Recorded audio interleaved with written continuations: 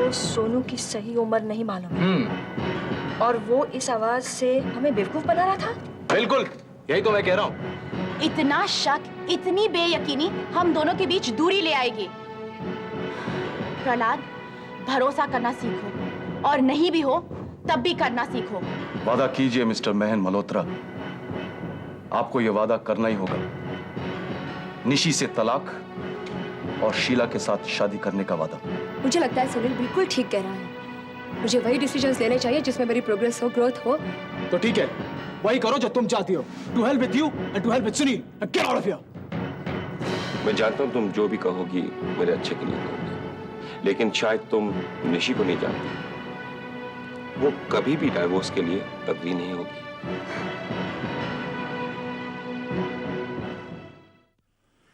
असल बात तो यह है कि svetlana का बेटा सोनू भंडारी के पास है ही नहीं। क्या? ठीक है कह रहे हो तुम? तो कहाँ चला गया? चला कहीं नहीं गया, वो कभी भी उसके पास नहीं था। भंडारी हमें बेवकूफ बना रहा था, और अगर बात उसके बस में होती ना तो आज तक हमें बेवकूफ बनाता रहता। तो फिर क्या सोचा है? भंडारी के मामले में ठंडे दिमाग से कोई ना कोई रास्ता निकालना पड़ेगा ऋषभ। तुम्हें तो फीवर है, फोन पे ही बुला होता तो मैं तुम्हें यहाँ तक नहीं बुलाती ना।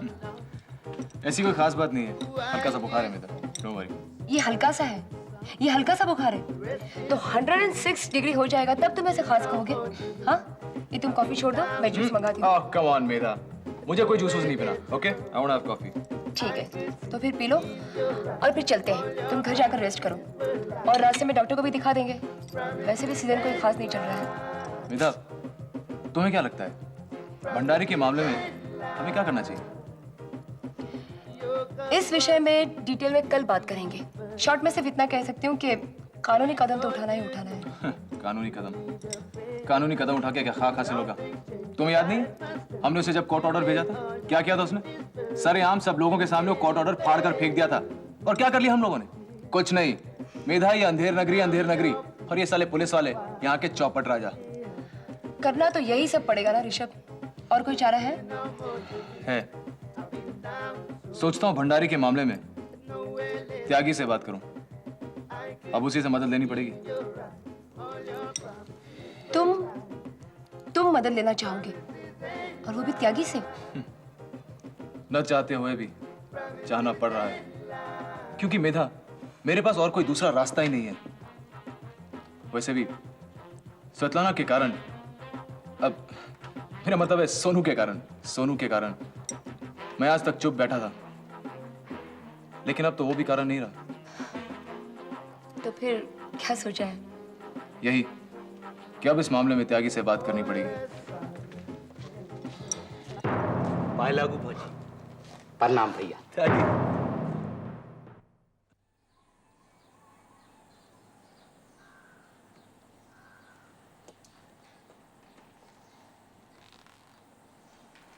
रानी, svetlana, आओ बैठो। इतनी धूप में कहाँ के लिए निकली हो? बस तुम्हारे पास आई हूँ। रानी, मुझे तुमसे कुछ कहना है। क्या?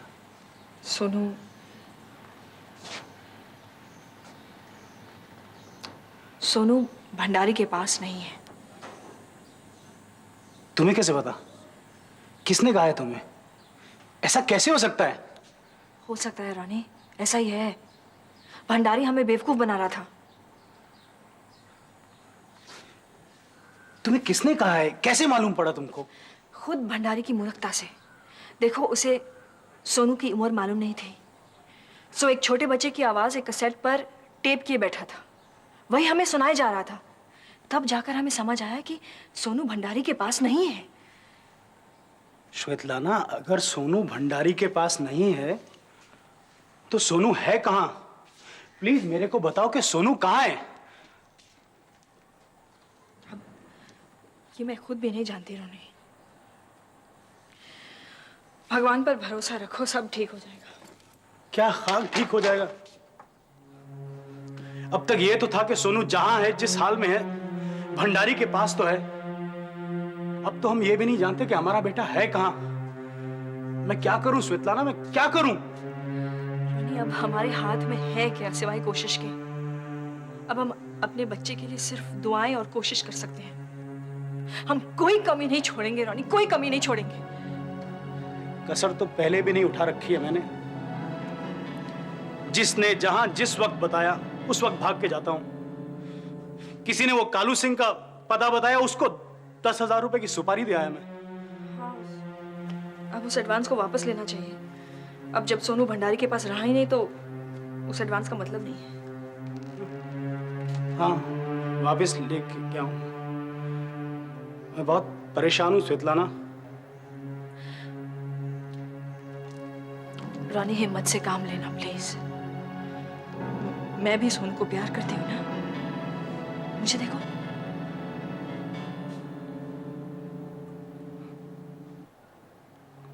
तुम्हारी बात अलग है स्वेतलाना। तुम शायद हरदम जानती थी कि तुम सोनू को प्यार करती हो, लेकिन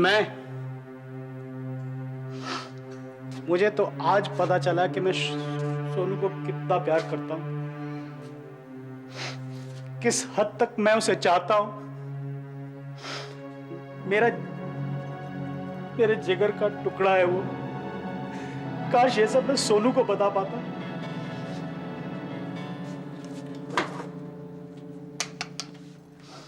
सब मेरी गलतियां हैं, मेरे शराबी होने का नतीजा है सब। सच कहता हूं स्वेतलाना, ना मैं शराब पीता होता, ना तू मुझे छोड़ के जाती,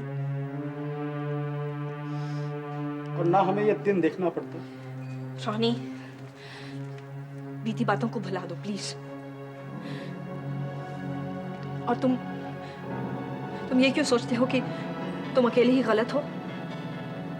हम सब इंसान हैं। कोई भी कहीं भी कभी भी गलत हो सकता है। देखो, तुम सोनू के चले जाने में अपने आप को दोषी मानते हो ना, और मुझे लगता है कि मैं ही गलत हूं। काश उस दिन मैं पेरिस डे के फंक्शन में जा पाती रॉनी।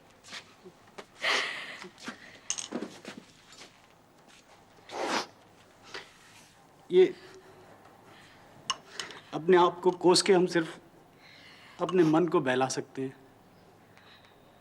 माफ नहीं कर सकते अपने आप को।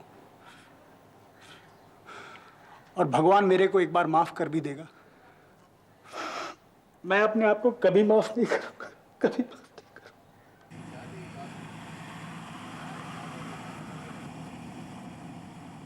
तुम जानते हो मैंने तुम्हें यहां क्यों बुलाया? ये सर, वो मेरा मतलब। मुझे लगता है तुम्हें कंफर्म जानकारी होनी चाहिए। जी हाँ सर, जहां तक मुझे पता है उस जॉइंट वेंचर वाले मुद्दे पर- बिल्कुल।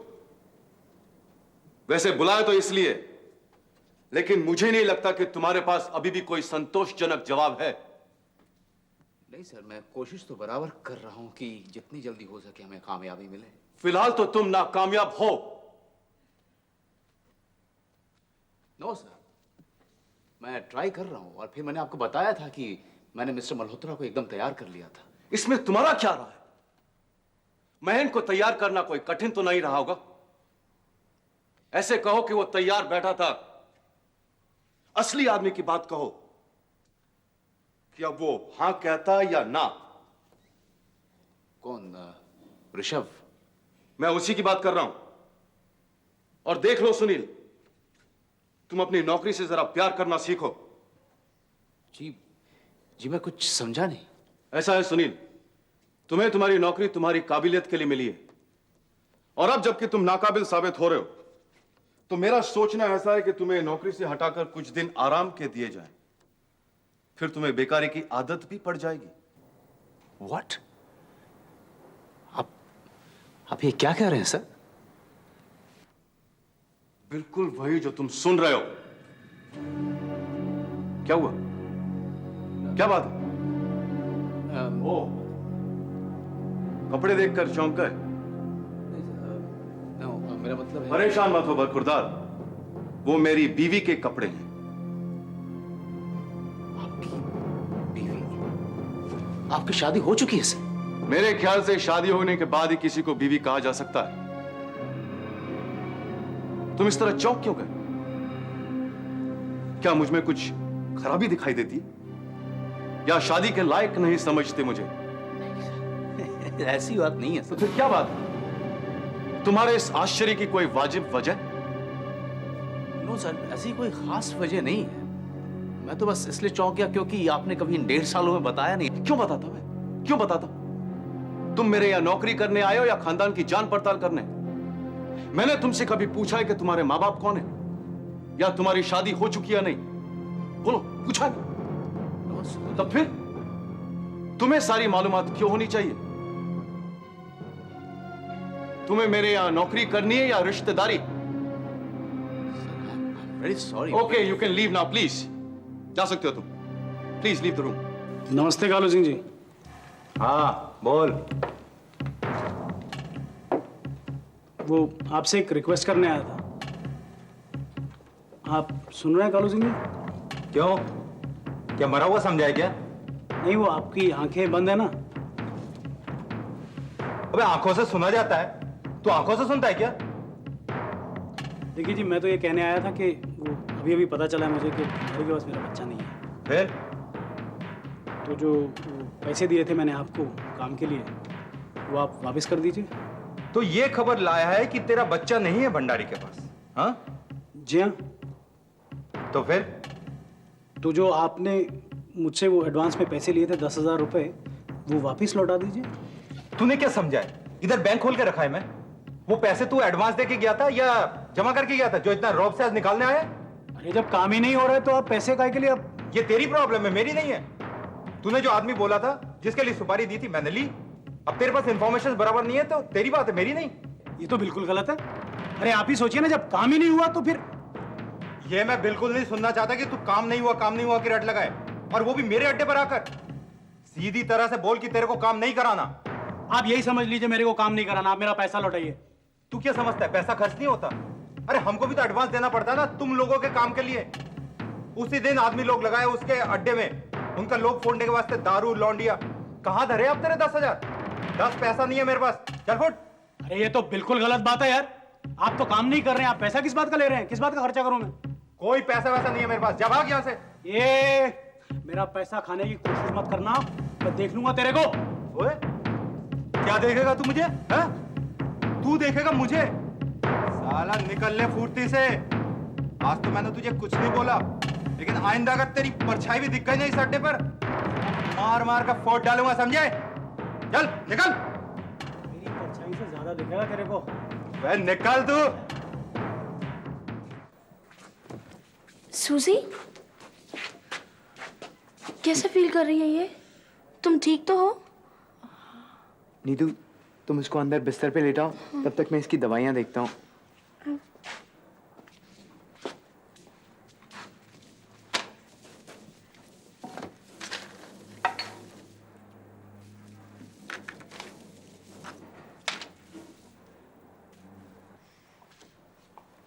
वॉल्टर, डॉक्टर ने क्या कहा? इसकी हालत तो बहुत खराब लग रही है। हाँ, हालत तो वाकई बहुत खराब है। ये जब से क्लिनिक में गई ना, तब से ऐसे ही पड़ी हुई थी, आंखें बंद करके, एकदम बेहोश सी। अभी भी ऐसे ही लेटी हुई है।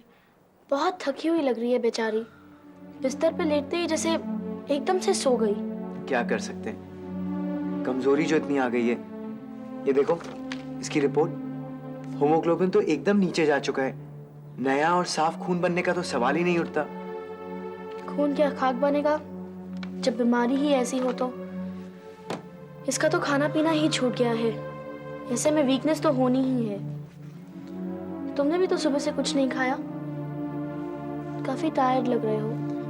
हाँ, थका हुआ तो हूँ। सूजी की टेंशन में मुझे कुछ समझ नहीं आ रहा कि मेरी तबीयत खराब हो रही है या मन। कुछ खाने पीने का भी दिल नहीं कर रहा। क्या बात है, तुम काफी परेशान लग रहे हो। डॉक्टर ने ऐसी कौन सी खास बात बताई है सूजी के बारे में तुम्हें? उन्होंने जो भी कहा है वो तो तुम जानती ही हो ना। प्लीज प्लीज मुझे साफ साफ बताओगे कि क्या बात है? मुझसे कुछ मत छुपाओ। नहीं नीतू, तुमसे मैं कुछ क्यों छुपाऊंगा?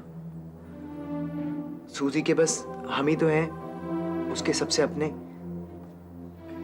हमें तो उसके बारे में सब कुछ मालूम होना चाहिए ना। नीतू, तुम अब सूजी को एक पल के लिए भी अकेली मत छोड़ना। वो किसी भी वक्त जा सकती है, एनी टाइम।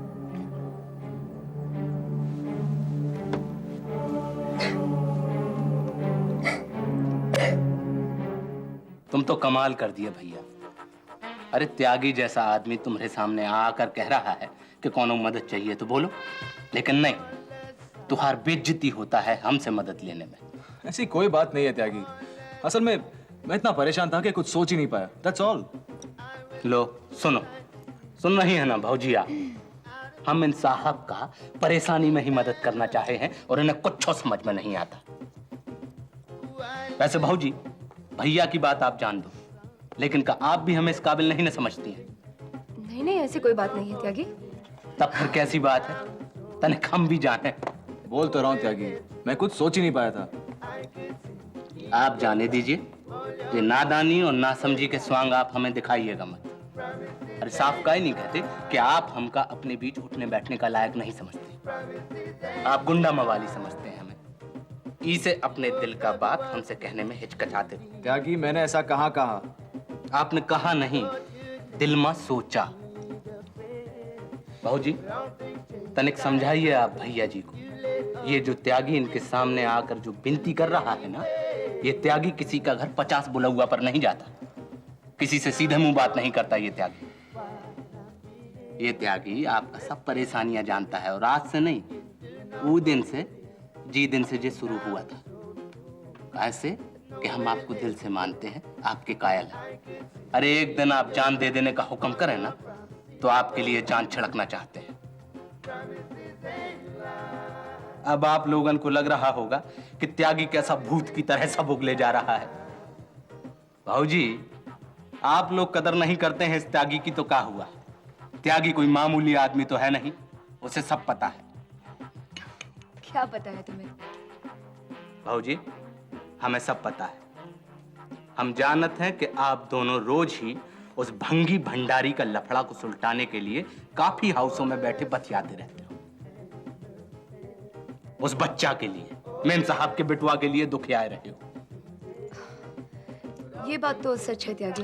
भाऊजी भाऊजी भाऊजी, ये कह लेने से का आप लोग निपट लेंगे वो भंगी भंडारी से? अरे आप लोग नहीं जानते हैं कितना कमीना है वो। एक नंबर का चोर, मक्कार। आप जैसा पढ़ा लिखा सीधा साधा लोग उसका नीचता कभी नहीं समझ सकता। पता नहीं कितना लोगन को उस ब्रोकर का साथ मिलकर चूना लगा चुका है। त्यागी, क्या तुम हमारे जमीन के बारे में जानते हो कुछ? फिर वही बात। अरे का नहीं पता है इस त्यागी को? त्यागी तो ये भी जानता है कि भैया को इस समय बुखार है 101 डिग्री। तुम कुछ लोगे त्यागी? लेंगे भाऊजी, वक्त आने पर सब लेंगे। तनिक भैया के मन को शांति आ जाने दीजिए, फिर सब लेंगे। पहले हम दुरुस्त कर लाए वो भंडारी को, फिर घर आकर खाना खाएंगे आपके हाथ का बना हुआ। बूंदी का रायता जरूर बनाइएगा भाऊजी, हमें बहुत पसंद है। जरूर, तुम आओ तो सही। भैया, आप आदेश दो हमें वो भंगी को निपटाने का। अरे एक बार दिल खोल कर कहो कि त्यागी, हमें तेरा आवश्यकता है, फिर देखो क्या करते हैं हम उसका हाल। अरे बहुत प्यार करते हैं हम आपका, बहुत इज्जत करते हैं हम आपकी। आपने हमारा जान बचाई है, बहुत बड़ा उपकार है आपका हमरे प्राणों पर। शान की